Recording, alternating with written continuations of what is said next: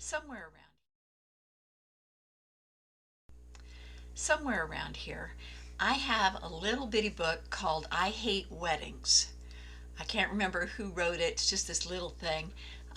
And someone got it for me as a joke. You know what? It's actually not a bad book because it called attention to something that pastors are often known to say. Why would anybody hate a wedding? My goodness. Well, there's a lot of drama. The idea about bridezillas, that's true. Encountered a few. How do you take a wonderful celebration and make sure that it's Christ-centered is the question. And that's what this little book does. It's from so long ago I couldn't even tell you who wrote it, but it hits the nail on the head. How do you turn this me-centered time into a God-centered time? And that's what doing a Christian wedding is all about. People have a lot of choices nowadays. Used to be your only choice was the courthouse or go down to the local church and I better be a member of the church so that they'll do my wedding there, or at least I'll get a better price there. Today, lots of options. In the state of Kansas, you don't need an appointed pastor to do your wedding. Anybody can do your wedding. Theoretically, you can do it yourself. So it's kind of a different world, isn't it? So first off, as you're doing a wedding, make sure you look at what are the rules of engagement for your state. What is really needed? One thing that's really needed, no kidding, is they need the original, and not a copy, the original wedding license. They need that marriage license there. And you do need to fill that out and sign it and return it. I flat out return it that day. I don't care where I am, what I'm doing. I make sure I have a stamp with me so I can get it in the envelope, and I mail it that day. It's just easier. No kidding, at least do it by the next day. Has to be in within 3. That's the law. And so you would want to keep a copy for yourself, make a copy for the couple as well. So that's one thing. In order to get said marriage license, you need to have them apply for that. They need to do that in an amount of time that is right for your state. In Kansas, it's 3 days before, no exceptions. So if they come up to the wedding rehearsal and say, oh, I just never got around to that, you say, oh man, it's really a shame that we'll never get around to the wedding either. In 30 years of ministry, I've only had one time, but I had that one time when I said, no license, no wedding. Sometime I'll have to tell you about that story. It's a long one, but we worked it through, but it wasn't happy. Get the license. In any event, these are some additional wedding thoughts that might help you to turn this thing to a God-centered celebration instead of a me-centered time of anxiety. When it is God-centered, it is the most awesome thing that you can do. It's so much fun. It's just a blessing, and you then can baptize their kids, and you do a reaffirmation of their wedding years later. You become a part of that family. You stay Facebook friends. It can be just amazing, or you can be really glad that it's over. So how we frame it really makes all the difference. I would start with making sure you have a good church policy, a church use policy, a church procedures policy with definitive costs up front if there are going to be any. Often people will charge non-members a fee and members no fee, or members are charged a lesser fee.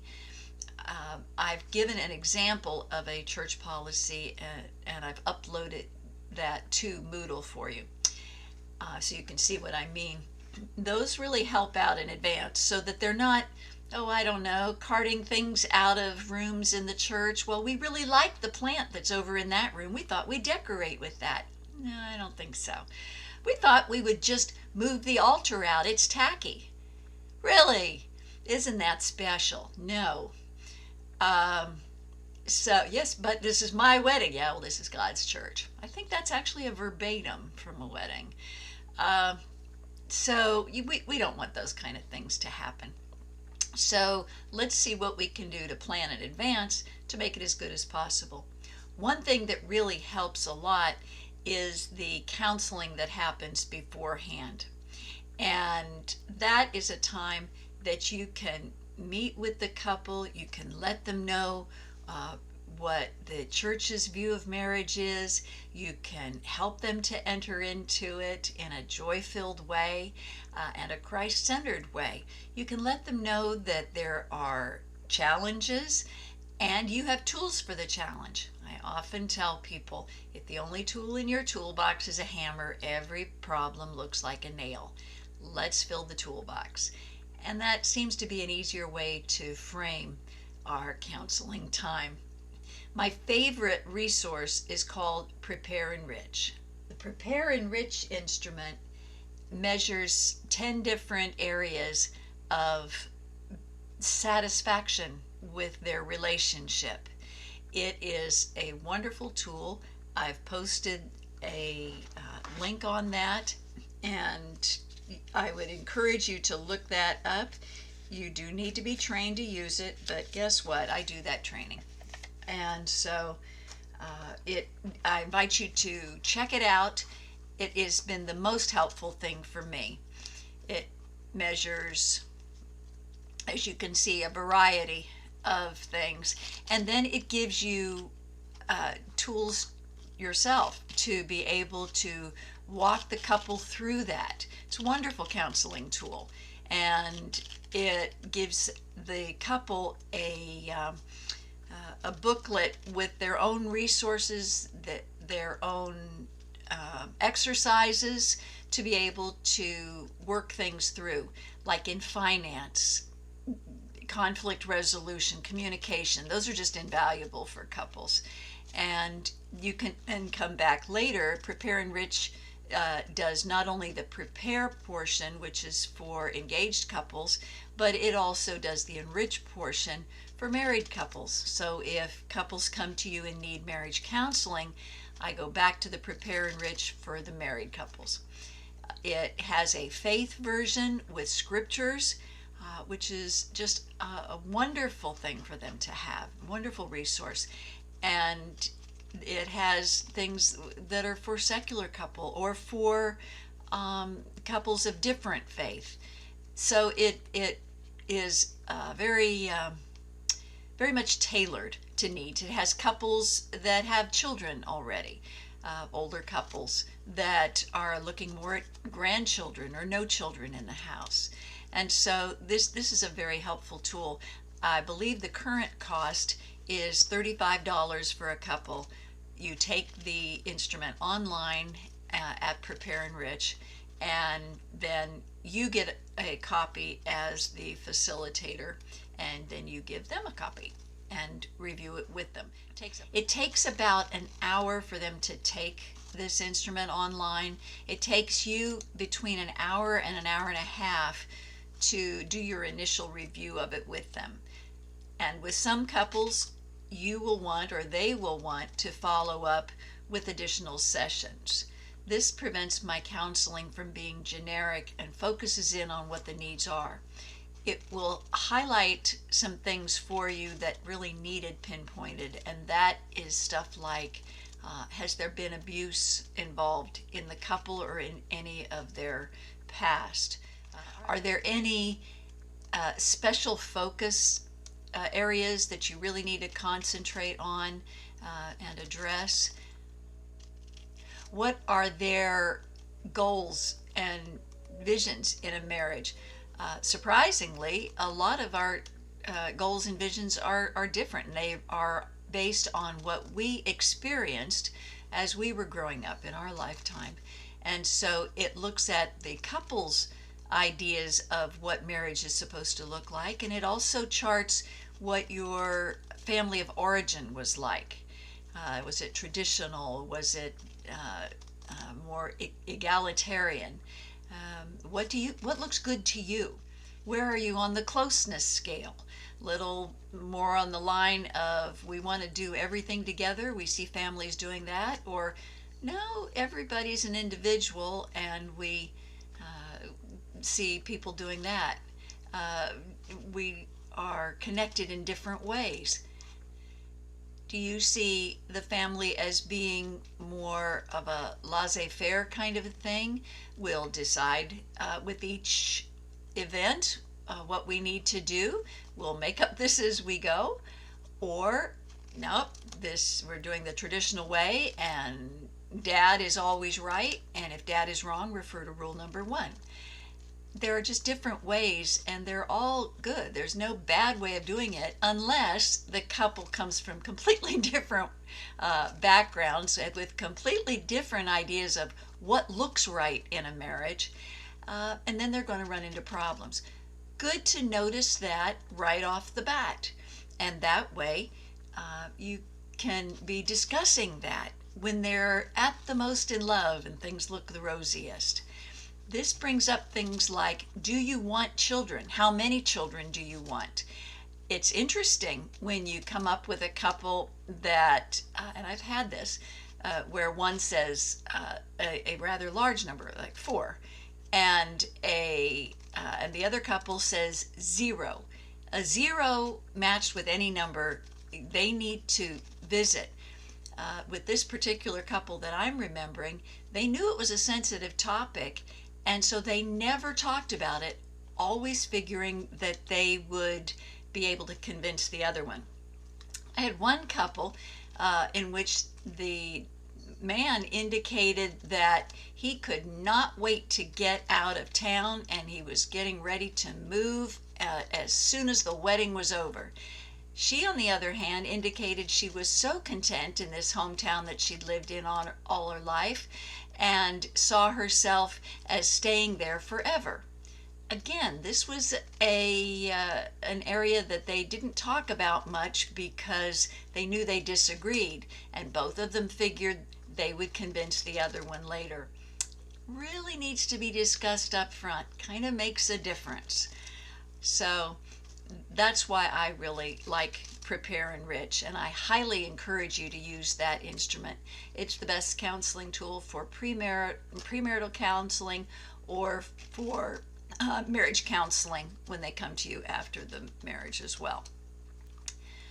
I often use the Myers-Briggs type indicator, MBTI, that talks about personality types, because I think that makes a difference in how we handle things. If you're an introvert who is strengthened most by your time, your interior time, what's going on in your own thoughts and feelings, that makes a difference in how you respond than the extrovert who gets their strength from the outer world of people and events.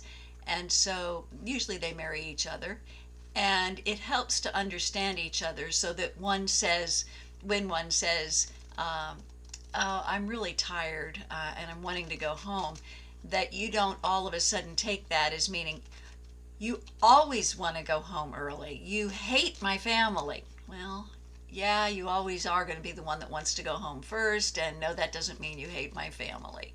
So the Myers-Briggs helps with some insights like that. If you have not taken the Myers-Briggs type indicator and you would like to take that, let me know. I can give that to you. I'll just give you the Keirsey sorter, which is a shortened version, and it'll take us about, I don't know, half an hour to an hour to talk through that, so that you can get a better concept of this tool, how this works for you, and how you could then use it for others. The Keirsey sorter is free, and so I'm actually certified in Myers-Briggs, but this is good for our purposes, and for your purposes as a marriage counselor, I think that'll work fine. Of course, you know how much I like the process communication model by Tabby Kaler, and the church model of that which is Servants by Design. That is fantastic, and it really delves into communication. If they're having communication problems, I take them right to Servants by Design, and I work with individuals and couples on that. So this is a good time when you're doing premarital counseling. If you see that need, let them know about that resource so that they have that in hand before they actually get to a point where it's problematic, when things get really, really tense later. Okay, so that's a part of the premarital counseling and some of the things that are helpful. Let's see what else I needed to tell you about. One thing that I do in premarital counseling, and you will see on the wedding intake form that I have uploaded, you can see where I fill in the squares, and I think you can figure out why I've included things. Most things are just so that I don't get blindsided when I discover that the groom's mother and dad were divorced and they hate each other, and you don't want them sitting in the same hemisphere, okay? So that you can work this out in advance. The premarital counseling also involves a thing that I have on that intake form as letters, but I don't explain what letters are. When I do the counseling with them, and it's at the first session, I say I have a homework assignment. I want them to write a letter to each other. The length does not matter. Spelling doesn't matter. The heart does. All it is what do I mean when I say I do? That's it. Just tell your partner what it is that you're going to be promising in your words. We'll be using other people's words most likely, and you will, in a glazed manner, say, I do, I will, you know. But if this were in your words, what exactly are you promising? If you're promising to be there until the next good person comes along, you might as well say so now. Be upfront.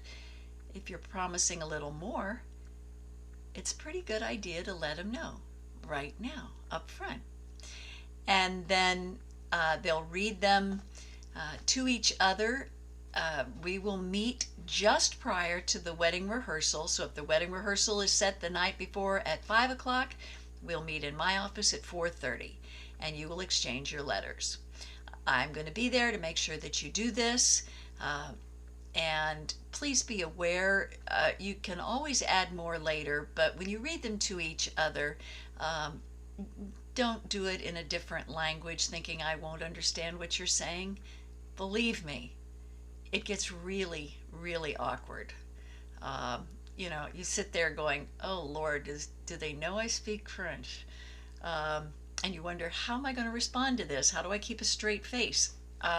Anyway, just trust me on this. Okay, so those letters are fantastic. They do them at the rehearsal. It sets the frame for the rehearsal, and they're always going to cry. And so you don't want that at the wedding. It ruins the makeup. So do that right before the rehearsal, and then you tell them, now exchange those letters, and then keep those letters. Put them in an envelope, put them in your sock drawer, your lingerie drawer, whichever works. And then you don't have to read it every day, but as you look at it, as you open that drawer, you'll see that there, and you will remember, and you'll smile. And then get that out at your anniversaries and look at it again. I keep mine in my closet. I have one of those little plastic container things, you know, drawers, and it's right up there in front of the drawer. So I see the outline of this envelope every time I get into them every morning, and I remember what my husband has written to me. This is one of the most precious parts of the wedding. I don't know if anybody else does it, but I like it. One thing as you're getting ready to do a marriage, She says to beware of performing premarital counseling sessions for family members and close friends. In fact, don't do it. I just want to heartily agree with that. You can do the wedding. You're probably going to be asked to do the wedding, but the counseling thing, you really cannot be objective. And all the things I just talked about that goes on in counseling, like finding about abuse and things like that, um,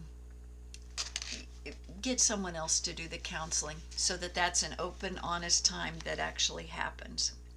In order to have enough time to do the premarital counseling, which includes giving the Myers-Briggs, planning the wedding itself, and doing the prepare enrich, and possibly follow-up sessions, those are at least 3 separate sessions in addition to your meeting just prior to the rehearsal. So that, I say it has to be at least a week separated, so at least 3 meetings that are separated by at least a week, that end a week before the wedding. So in other words, it's at least a month-long procedure. That's the absolute minimum. And guess what? Doing things on the absolute minimum just doesn't work. So I totally agree with her, at least 8 to 10 weeks before the wedding date. So that means you need a 2-month lead-in to do a wedding, unless it's a really trulio emergency. And it better be a real emergency to do that, because this stuff is important. It really is. I cannot stress that enough, especially with the abuse. And there is abuse in the history of, I'm going to guess, around 70%. Yeah. Of the couples that I counsel. If there has been abuse between the couple, then you really need to have that extra time. And what you'll do is you will contact each of them individually. You've got each of their contact information, and then privately you contact the one and say, I'd like to just have a cup of coffee with you, and let's visit about some things. I remember having a cup of coffee with one gentleman, and we really had a come to Jesus session there. But it worked. I did end up doing the wedding. I almost didn't. We had to get some help for him first. So isn't it better to know about it ahead of time? They need to be face-to-face meetings, and on Zoom is fine. It really is. But the one thing is that the bride and groom have to be there together. No, not just the bride, and no, not the bride and the bride's mother. Thank you very much. If the mother shows up, and she does on occasion, then you gently say, how wonderful to meet you, and we'll take a look at some of the logistics, and then we'll go ahead, and then I'll just meet separately with your daughter. And then when I meet with daughter, and next time, since we've finished with the mom part, then you bring your wonderful fiance with you for the rest of them. You can be gracious, you can be gentle, you can be all of those things, but that's a kind of a flag. But people don't know what premarital counseling is for. You know, they think that it's just to plan where the flowers come from and things. So be gentle and be firm, and put a flag in it, noting that that may be an issue.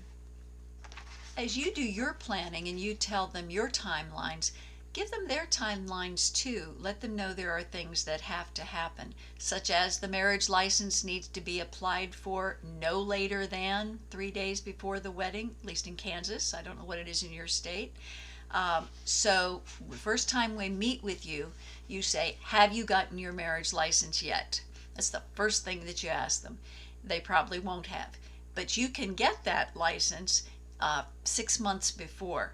So at the 6-month mark, you put it on your calendar, go make a date out of it, but only one has to go. But hey, both of you go, and it's a wonderful thing to do together. It's fun.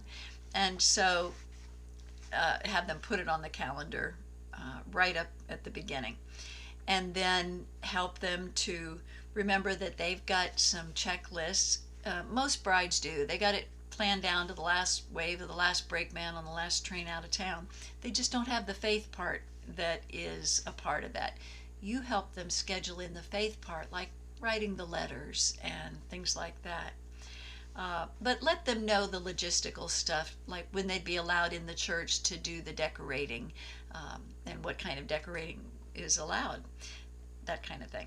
Let them know that a wedding coordinator is a very helpful person to have, and we just happen to have one. By the way, have one. Okay, this is different from the wedding planner that they may have. They may have their own wedding coordinator planner who helps them figure out such thing as where to place flowers and get logistics done and so forth. The wedding coordinator is someone from the church, often a volunteer, sometimes not, and this person works with them to be able to know what is available from the church and how to have a wedding at that church. So it has to be somebody from the church. This person is invaluable. This is the person that is there on the wedding day with the safety pins and the cough drops, who makes sure that they're mic'd if they need to be and has those ready for them, who points them to what room to change in and helps keep the groomsmen separate from the bridesmaids so no one sees anybody unless you want them to. This is the person that helps pin up hems. This is the person that helps soothe nerves and keeps the mother of the bride where she needs to be, which is often a big thing that is helpful for the bride. Making them sound very overbearing. Most are not, but every now and then you'll be glad you had this help. The wedding coordinator is a wonderful help for you, and it's also a wonderful way to make sure that they're not carting in all kinds of illicit substances into the church. People often try. That will check to make sure that no purses have been left in the dressing rooms or difficult things, like let's say you're using the nursery as a changing room for the bridesmaids and bride, and they're going to make sure that there aren't pins that are left over that are in the carpet. That happens a lot. So this is a very helpful thing. Another person that you're going to want to visit with, and usually it's enough to visit with them at the rehearsal and not before, and that is the photographer and or videographer. Let them know that we don't have manned cameras up in the chancel area. That's just a no-no, period. However, you can have the photography and videography from the back of the sanctuary there. You can set up an unmanned camera anywhere in the chancel. And in fact, it looks great. You can edit those videos that will be running. Looks wonderful. If you want to redo set up some shots for after the ceremony is over and the worship service is actually ended, that's good too. Make sure you do it in single point perspective so that your view is the same as the congregation's view. In other words, have the bride and groom stand perpendicular so that as you can see them both, so can the congregation, and so can the guy taking the pictures in the back. It's always the best picture. They can zoom right in, and that's good. They can stand over this side. They can stand over that side. But they can't see if they're right up there beside you or under your feet. Or just right down here. God only knows why that photographer wanted to do that. In any event, so you have them just like this, and that's great because the congregation has a wonderful view of them, and so do the people trying to take pictures. Speaking of taking pictures, uh, flash photography is a big no-no during the wedding because it's rather jarring for people that aren't used to that. And a lot of couples aren't used to that. So when you say the marriage vows, if there's a lot of flashes going off, people have been known to forget their names, which looks really bad on the video. And during a prayer, they're not praying. So I don't allow it during the prayer. And I'll very gently, not being very gentle here, am I? But there I will be. I will very gently say, Lord, I think we need to collect ourselves so to make sure we're all able to come to you in an attitude of prayer. And I'll stop. Sometimes I'll look meaningfully at the person with the camera and, just, let's not. But those kind of distractions, just whatever it is, just pause.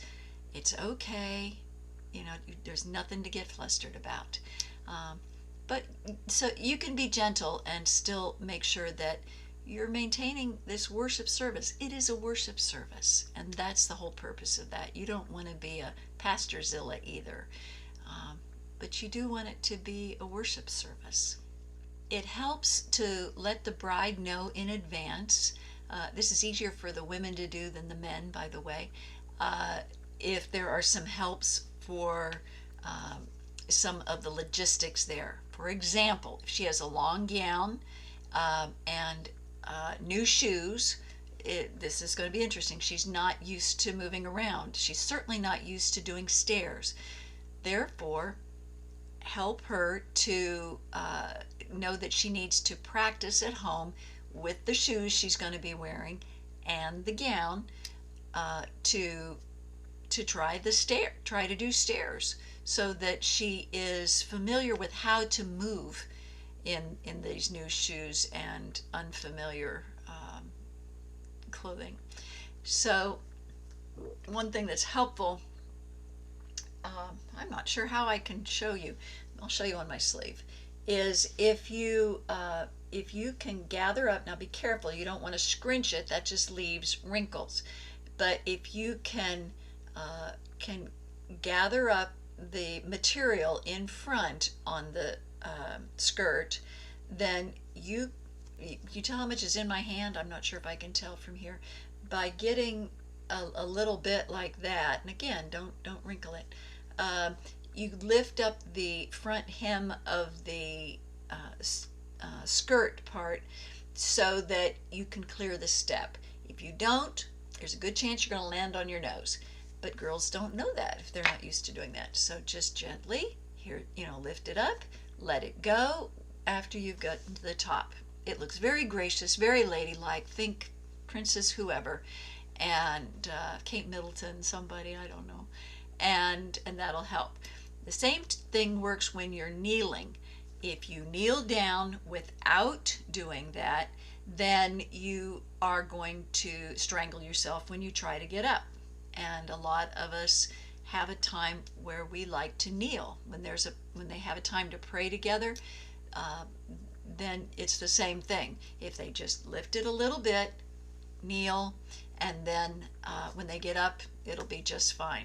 While they're doing this, it is so gracious to have the groom to hold them by an elbow or just steady them, so that they can go, maybe even holding a railing when they're kneeling to help them. It's very gracious, and it's really helpful. You say, where do they kneel? What I like to do is, after they have said their vows to each other, then there's often a time when they'll have music playing.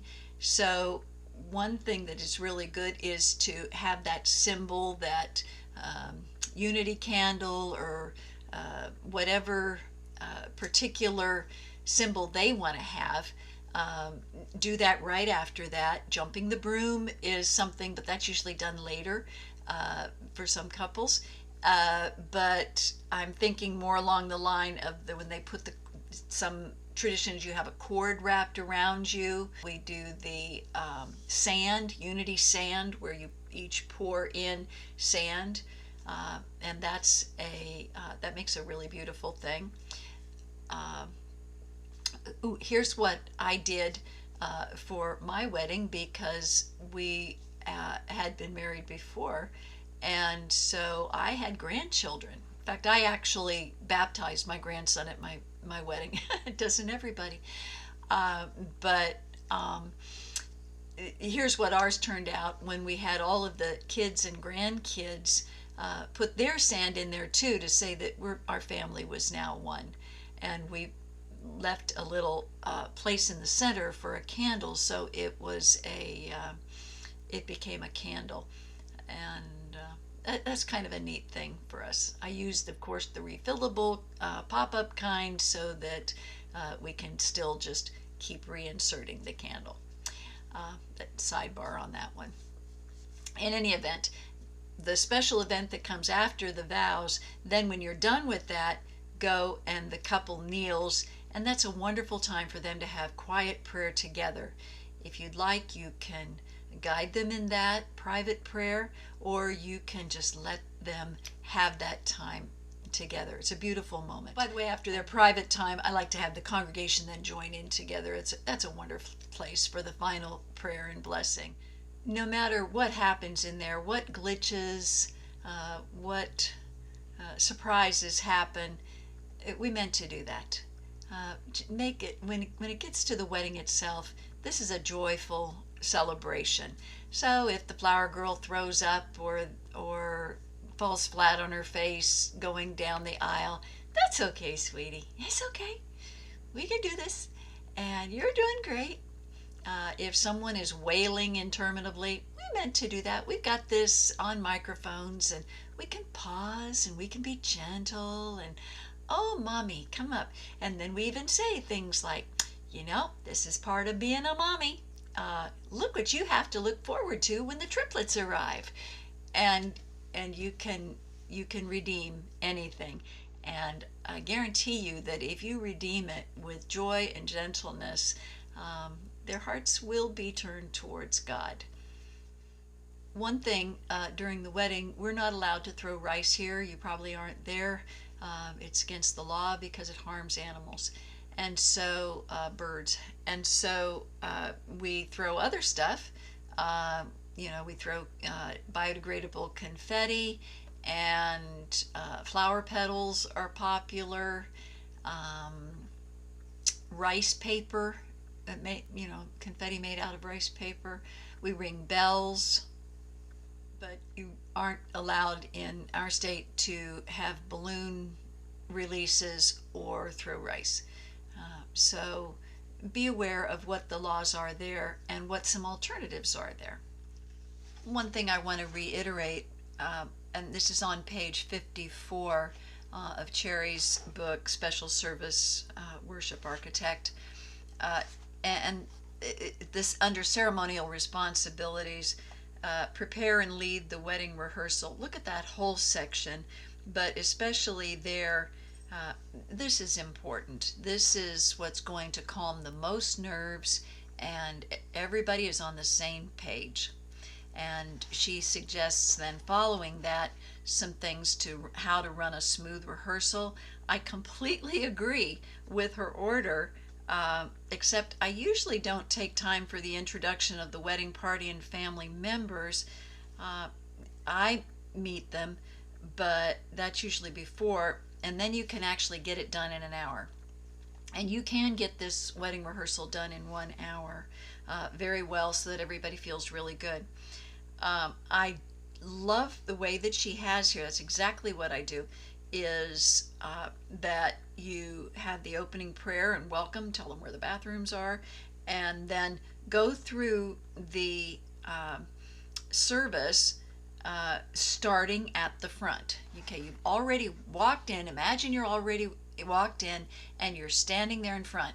Bride, I want you to come out here in the aisle with me, and let's look and see if this is the way you had envisioned it. And that way she helps you to know, are people lined up right? Is that the final picture that she wants? The wedding coordinator assists with this and can help afterwards in making sure that they're all lined up then that way. So yes, assemble them in front the way it's going to be. Great. You can worry about how to get there later. And then you talk through the entire service. So you say, okay, we're up here, and this is where we then do this. I will say these words here. You don't have to go through the whole thing. You just give them an idea of what's going to be happening, and you will respond, I will. If you do not, this is a very short ceremony, but you go ahead, and the reason we say I will instead of I do is because you're saying, not only do I do it right now when my mother's watching me, but I will actually do this later as well. However, the person that gives the bride away is the only person that has the wonderful opportunity of saying, I do, because that is right now. Sometimes you might want to say, her mother and I do, or I do on behalf of her mother and father, something like that. That's what my grandfather said when he gave me in marriage. And so clarify that and help them to know. And if dad, the father of the bride, is to sit down then after he walks her down the aisle, if that's what he does, then you let him know that he's welcome to give his own little hug, kiss, goodbye, as not a goodbye, a blessing, and then go and sit down here where mom is waiting for you. And I think that it's explained where everybody sits, and this is something that your wedding coordinator will help them to know as well. And so you go on through that. Here's where we start on the nave level. And if you need to know some of these terms, I've given you a handout with pictures on that, the ground level, if you will, the pew level, and then those are the intention part, and then you move up to the chancel level, that's the God part. And so if you're doing a homily or a mini sermon, words to the bride and groom, then that's done there. And then you move up there right in front of the altar area, called the chancel, where then you have their vows. It just kind of sets it apart, and it really emphasizes this is a holy thing with God. And so you then they will turn to each other perpendicular so everybody can see, hold both hands, that keeps them perpendicular, and they repeat after you. So you go through that. After the vows, then you will go and do the kneeling part, where there is then the prayers. They'll get up, face the congregation. You'll let the bride's maid, particularly the maid of honor, know that if her skirt needs, if it's gotten all wound up from all that turning, how to set that straight. Then you will say, okay, the closing music there, the recessional music starts, and the bride and the groom meet, go down the aisles, watch those first 3 steps. Those are the most important steps there. Do not be looking straight ahead. Make sure that you watch those, and then head on out. Then you two, maid of honor and best man, meet in the center, go on out. Next 2 meet in the center, go on out. And as you do that, then they now are at the end of the aisle, and then you stop and you say, okay, this is the order you come in. Okay, it's exactly the opposite. So it's sort of like the Wizard of Oz. The last to go will see the first to go before her. It's kind of like that. And so that they will now be in line, ready to go to actually walk through this thing. And so then you just walk through it without commentary. You just, okay, we're coming up here, good job, and then we would do this, and then the next thing is this, and then the next thing is that. Okay, and that way they have had it explained bit by bit while they're up there. they've done the run through, and they're pretty confident. You let them know. You tell the bride, okay, let your folks know what time do you want them here. Groom, what time do you want them here, or where do they need to be? Perhaps the bridesmaids are meeting at the local beauty parlor first. This is where they say it, well, everyone's present. And then usually the rehearsal dinner comes after that. But keep this all to an hour because they've got dinner reservations someplace, possibly. One little note is that the appointed pastor is the one who is authorized to perform a wedding at the church. People can perform weddings elsewhere. If it is a member of your congregation, you can be off-site because it is the same thing. And so you are welcome to do that with your congregation. You could do it outside or at a park. So in a pandemic, you are fine. But be aware if they're asking you to do something like out of state. Find out and make sure that the laws of that state allow that. When they get the marriage license, it's supposed to be from the county in which they are going to actually be married. In the state of Kansas, that doesn't matter. It can be from, you can get it from Sedgwick County and get married in Harvey County. That's fine. But make sure what the laws of your state say. And if they would like another pastor to perform the wedding at your church, the ideal thing is that both of you do it together, and you would be delighted to invite him and for you to do this together. This is very important, especially if they have a background or the other pastor is of another denomination, because what's necessary is that the things that are said here go along with United Methodist belief. And sometimes others, very well-meaning people, will come in and say, oh, and by the way, the wife has agreed that she will obey anything that her husband says, and she will never cut her hair again, and that she promises to not use birth control. Okay, that'd be a no. You don't have to put that in there, and it's your responsibility, Pastor, for what is being said in the name of God there. There was one instance that was very interesting. At one church I was at before I got there, thank goodness, somebody wanted to have their own pastor come in and do it. The former pastor he was getting ready to leave. He knew that he wasn't going to be there longer. He says, bring your own pastor. That's great. I'm not going to be here to do follow-up anyway. You don't know the new person. That'd be fine. Somehow they found out pretty much shortly before the wedding that the person was Wiccan, and that this was going to be that particular type of ceremony. And he was able to say, no, not exactly. Looks like if you want to get married, this is the way we're going to be doing it. And they ended up not having the service there. But that could have been really interesting, couldn't it? Because, of course, he wasn't going to even attend. And there would have been nobody from the church except a poor wedding coordinator who would have gotten caught right in the middle of all that.